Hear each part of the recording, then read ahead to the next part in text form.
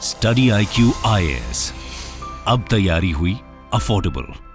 Optional को तैयार करने से पहले ऑप्शनल के लिए तैयार होना जरूरी है।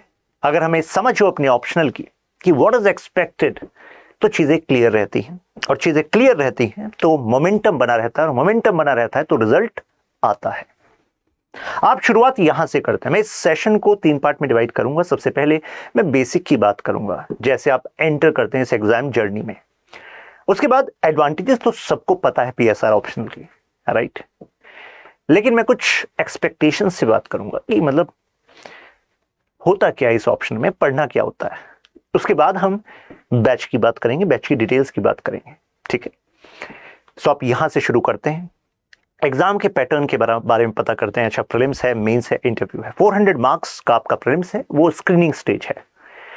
जो मेंस एंड इंटरव्यू है, दोनों के मार्क्स मिलाकर आपकी फाइनल मेरिट बनती है। 1750 मार्क्स का आपका मेंस होता है और 275 मार्क्स का आपका इंटरव्यू होता है। तो कलेक्टिवली कितना हो गया? 2025। अब इसमें से जो ऑप्शनल वाला पार्ट है ये 500 मार्क्स का है, यानी कि 250 मार्क्स 2 पेपर हो गए। 500 मार्क्स 1750 में से कितना बैठते हैं? लगभग 28.5%।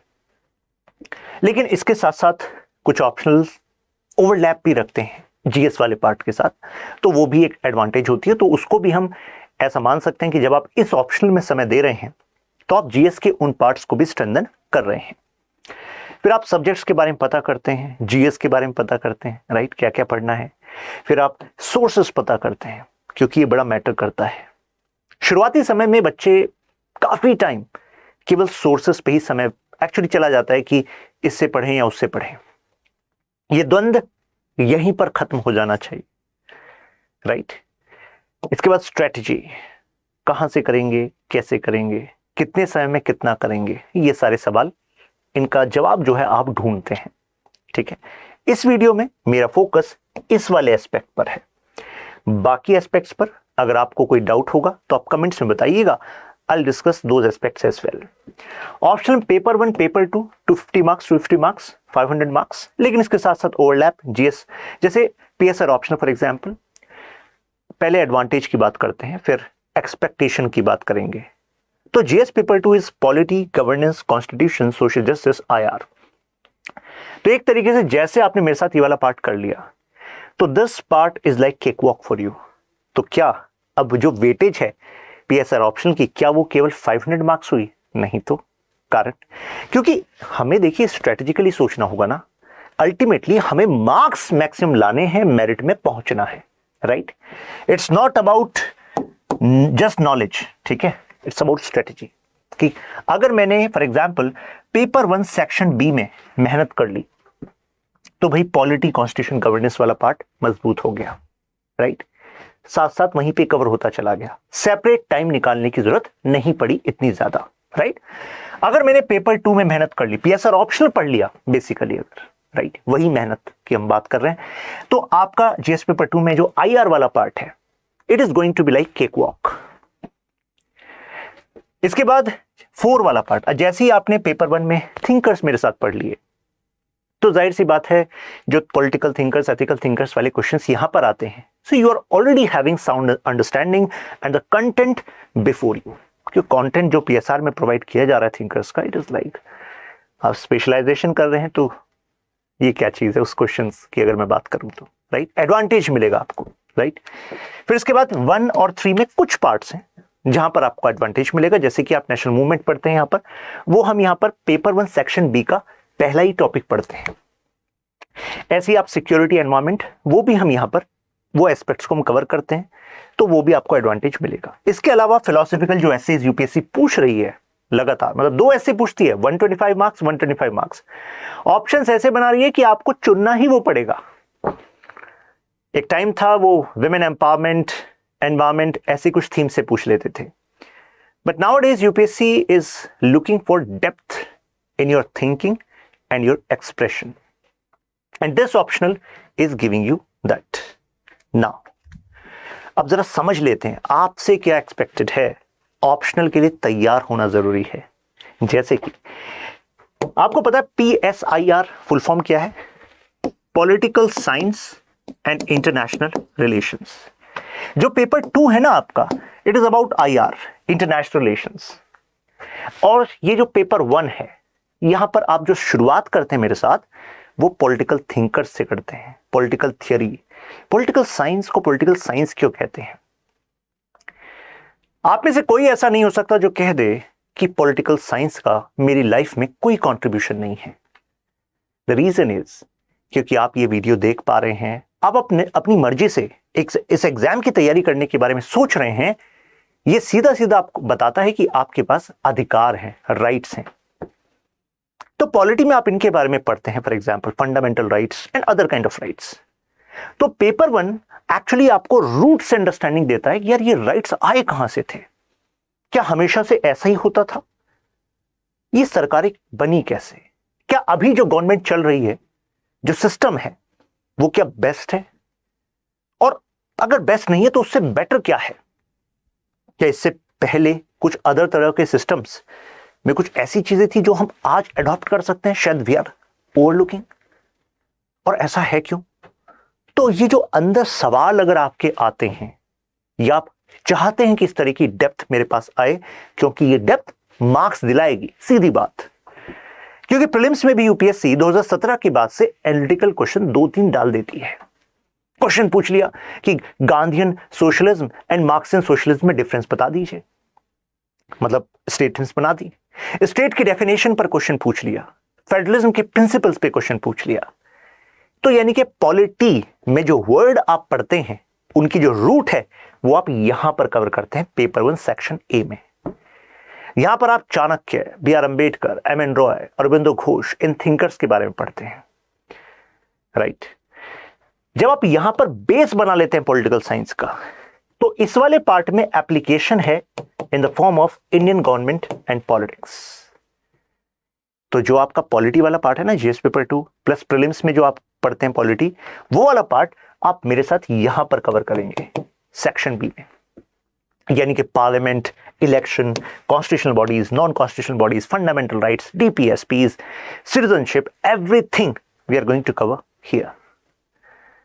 इसके बाद जो IR वाला पार्ट है, अगेन सेक्शन ए में IR की थ्योरी है। अब थ्योरी बहुत ही इजी वर्ड है, जब तक किसी चीज के बारे में जानकारी नहीं, तब तक लगता है क्या ही बात होगी, लेकिन जैसी समझ में आ जाए तो लगता है यार क्या ही था, ये कुछ भी नहीं था। थ्योरी का मतलब है कि एक्चुअली ये इंटरनेशनल रिलेशंस ऐसे चलते क्यों हैं। How is it possible that United Nations security council के फैसले को साइडलाइन करके यूएस कोई काम कर देता है, लेकिन इंडिया नहीं कर सकता? ऐसा क्यों? ऐसा क्यों कि western nations are more powerful than, अगर हम ईस्टर्न साइड के नेशंस की बात करें, क्या अमीर गरीब के बीच का जो फासला है, इसमें भी कोई IR की थ्योरी काम कर रही है? कोई ऐसा तो नहीं है कि यूएस में बैठे पॉलिसी मेकर्स ने कुछ ऐसे फैसले लिए जिसकी वजह से they became more powerful in current context? तो उन टर्म्स को हम जानते हैं, जैसे balance of power, security dilemma, deterrence. क्यों हथियारों पर खर्च करना जरूरी है? जैसे नेशन के ऊपर सरकार होती है, ऐसे इंटरनेशनल लेवल पर जो ऑर्गेनाइजेशंस होती हैं वो इतनी सक्सेसफुल हैं क्यों नहीं? यूनाइटेड नेशन बना शांति की स्थापना के लिए, लेकिन शांति क्यों नहीं ला पा रहा? तो इसके पीछे जो कारण है वो हम थ्योरी में पढ़ते हैं, ठीक है। और यहां पर सेक्शन बी में आप पढ़ते हैं इंडिया एंड द वर्ल्ड। हम शुरुआत करते हैं इंडिया की फॉरेन पॉलिसी। फॉरेन पॉलिसी होती क्या है, बनती कैसे है? जो प्रेजेंट मोदी गवर्नमेंट की जो फॉरेन पॉलिसी है, क्या ये पिछली सरकारों से कुछ बहुत ज्यादा अलग है? अलग है तो कैसे अलग है?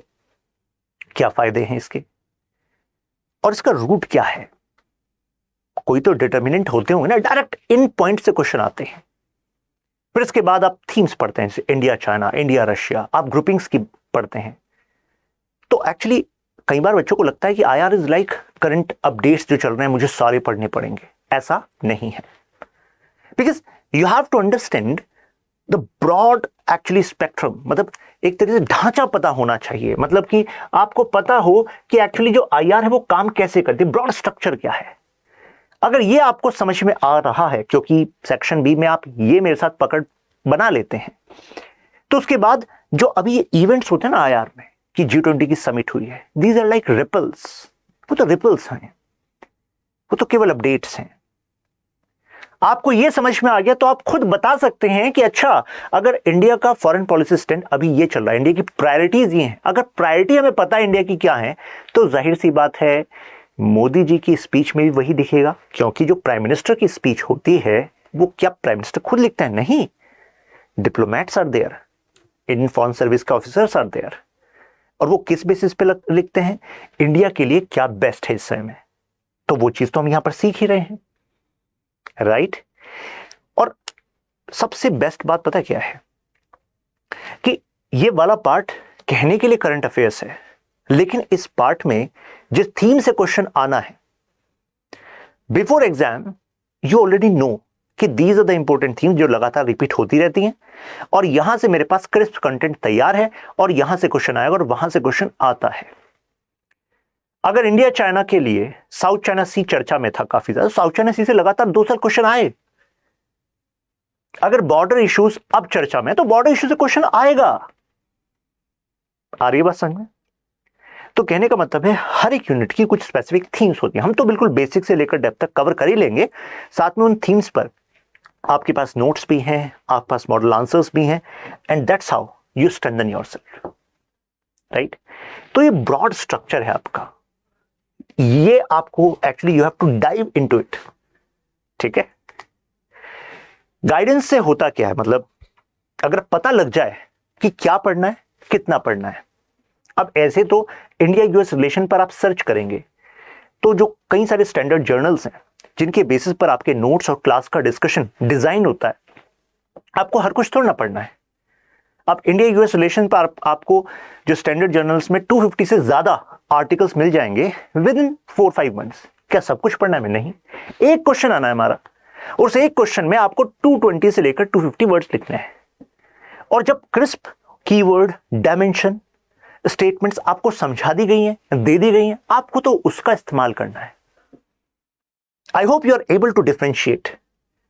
कई बार होता क्या है कि बच्चा जैसी PSR ऑप्शन लेता है वो इसके प्यार में पड़ जाता है और उसके बाद वो पढ़ता रहता है, उसको इतना इंटरेस्ट आने लगता है कि ये भी पढ़ना है, वो भी पढ़ लूं, ये भी पढ़ लूं। ऐसा नहीं, वो पूरी जिंदगी आपके पास पड़ी है, आप अपना शौक जो है फरमाइएगा, बट अभी सबसे पहले हमारी प्रायोरिटी क्या है? Merit list, right? तो ऑलरेडी आपका जो लेक्चर कंटेंट है, लेक्चर डिस्कशन है, वो इतना कॉम्प्रिहेंसिव है, सारे इश्यूज का हम ऑपरेशन करके रख देते हैं क्लास में ही, नोट्स में आपके पास है, हैंड रिटन नोट्स में आपके पास है। तो फिर इसके बाहर मतलब ये समझ लीजिए कि आपका इतना सारा समय बच रहा है, और जो समय आपका बच पा रहा है उसको इस्तेमाल कीजिए अपने आप को और ज्यादा शार्प करने के लिए, because this is competition. Graduation, post graduation में अप्रोच अलग होती है। वहां पर भी तो पॉलिटिकल साइंस में लोग मास्टर्स कर रहे हैं, PhD कर रहे हैं, है कि नहीं? लेकिन हमारी अप्रोच इस एग्जाम को निकालना है, ये सिलेबस है, ऐसे क्वेश्चन आते हैं, ये कंटेंट यूज करना है, दैट्स इट। यहां पर गाइडेंस काम आती है। तो हैंड रिटन नोट्स हमने इसलिए शुरू किए, कई जगह पर बच्चा डिक्टेशन लेता रहता है और बस नोट्स बनाता रहता है। नोट्स बनाने के बाद उसको लगता है वाओ, आज सो मच कंटेंट जो मैंने लिख लिया है, और अब समझने की बात है, अब घर बैठ के समझ ही लूंगा। फिर कोचिंग क्यों आए थे जब घर बैठ के ही समझना था? तो जो सवाल दिमाग में आने चाहिए, जिससे आपका एनालिसिस बनना चाहिए, वो क्लास में ही करो। तो इस वजह से आपको नोट्स को लिखने की जरूरत नहीं है, आप स्क्रिबल करो केवल, और सोचो, समझो, इंटरेक्ट करो, राइट? जो सवाल मन में है उसको लिखो, राइट? तो more focus is on understanding, so that आपका वो एनालिटिकल बेंट डेवलप हो सके। आप केवल रोट, इसमें आपका लेबर में ना समझ आए, उसको बचाना है। क्रक्स नोट्स आपको अलग से दिए जा रहे हैं, यानी कि कॉम्प्रिहेंसिव नोट्स होते हैं। जितनी पर टॉपिक स्टैंडर्ड बुक्स हैं, मैं बुक लिस्ट आपको देता हूं, लेकिन सारी बुक लिस्ट आपको वो सारी बुक नहीं खरीदनी होती, क्योंकि उन बुक्स से कंटेंट जो जरूरी है चैप्टर वाइज, वो ऑलरेडी आपके क्रक्स नोट्स में दिया हुआ है। हमने बॉक्स बनाकर बताया हुआ है, देखो इस बुक से हमने ये ले लिया है, तो आपको भी इस टॉपिक के लिए बुक पढ़ने की जरूरत नहीं है। Just have faith in this. इतना कॉम्प्रिहेंसिव है, आप ओपन करके देखें, आप कहेंगे यार ये तो सब कुछ नोट्स में है ही।